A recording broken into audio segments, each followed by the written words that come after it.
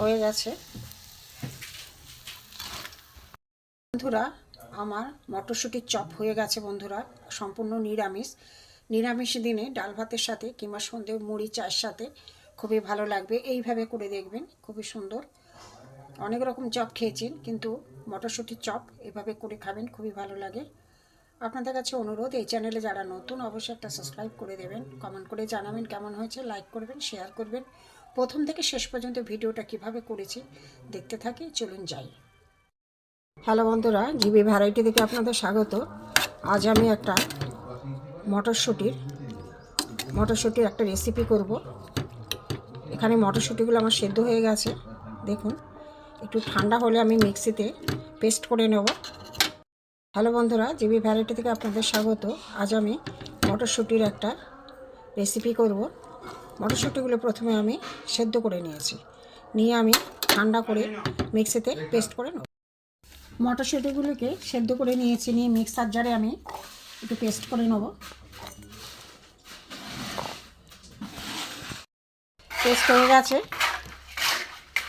মটরশুঁটি সেদ্ধ করা পেস্ট হয়ে গেছে মিক্সার জারে। বন্ধুরা, এখানে আমি আগে থেকে মটরশুঁটি আমি সেদ্ধ করে পেস্ট করে নিয়েছি। এখানে একটা আলু আমার গ্রেট করা আছে। এখানে তেল গরম হয়ে গেছে। তেল গরমের মধ্যে আমি কাঁচা লঙ্কা দিয়ে দেবো, কাঁচা লঙ্কা কুচি, আদা কুচি দিয়ে দেবো। এখানে আমি ধনে পাতাও দিয়ে দেবো। একে একে আমি সব মশলাগুলো দিয়ে দেবো। এখানে কাঁচা লঙ্কা, আদা আর ধনে পাতা কুচি দিয়ে দিয়েছি। একে একে আমি সব মশলাগুলো দিয়ে দেবো। এখানে নুন দেবো, এখানে 1 চামচের কম হলুদ, এখানে জিরে ধনে গুঁড়ো, কাঁচা লঙ্কা দিয়েছি অল্প করে, লাল লঙ্কার গুঁড়ো, এখানে গরম মশলা গুঁড়ো দিয়ে দিলাম। দিয়ে আমি একটু কষিয়ে নেবো ভালো করে। গ্যাস কমিয়ে করতে হবে। মশলাটা একটু কষিয়ে নিয়েছি। এখানে আমি সেদ্ধ করা মটরশুঁটিগুলো আমি দিয়ে দেবো।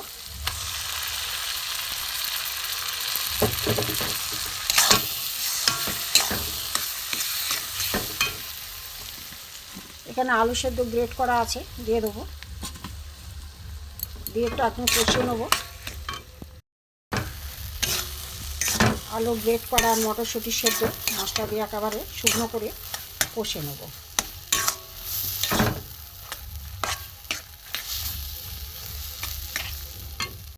বন্ধুরা দেখুন, একদম শুকনো হয়ে গেছে।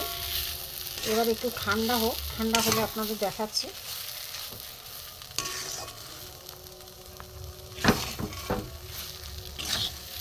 ঠান্ডা হোক, একদম শুকনো হয়ে গেছে।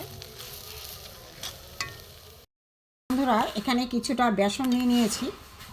এতে আমি চালের গুঁড়ো দেব, 2 চামচের মতো চালের গুঁড়ো দেবো, কেননা মুচমুচে হওয়ার জন্য।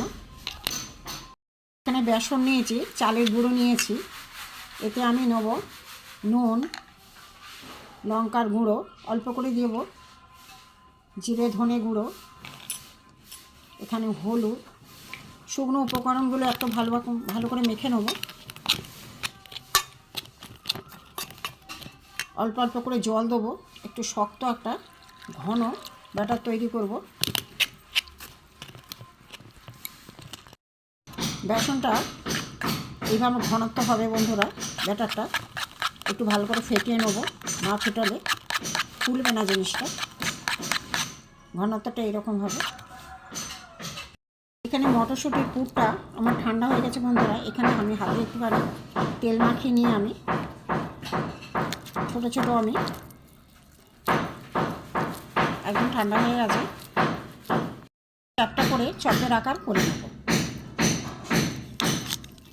কিছুটা আমি নিয়ে নেব, নিয়ে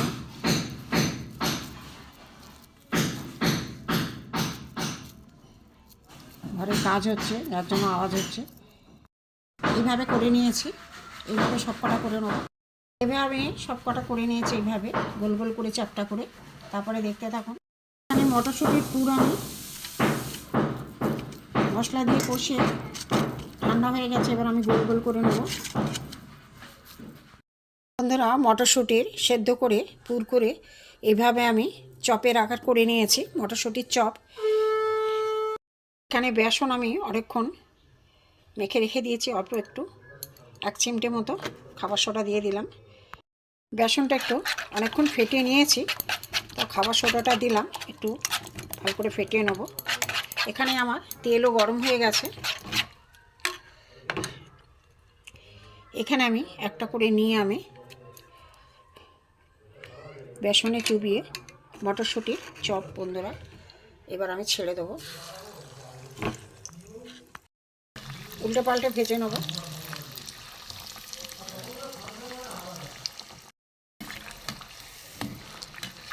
বন্ধুরা এটা হয়ে গেছে, আমি তুলে নেব তেল ঝরিয়ে। আবার একটা নিয়ে নেব, নিয়ে আমি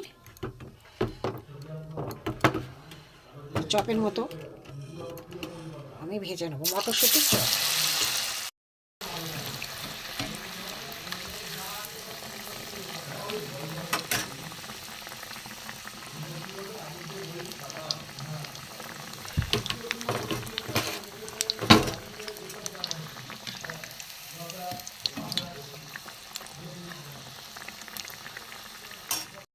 এটাও হয়ে গেছে, তুলে নেব। এইভাবে আমি সবকটা করে নেব, এইভাবে আমি সবকটা করে নেব। আমার হয়ে গেছে, হয়ে গেছে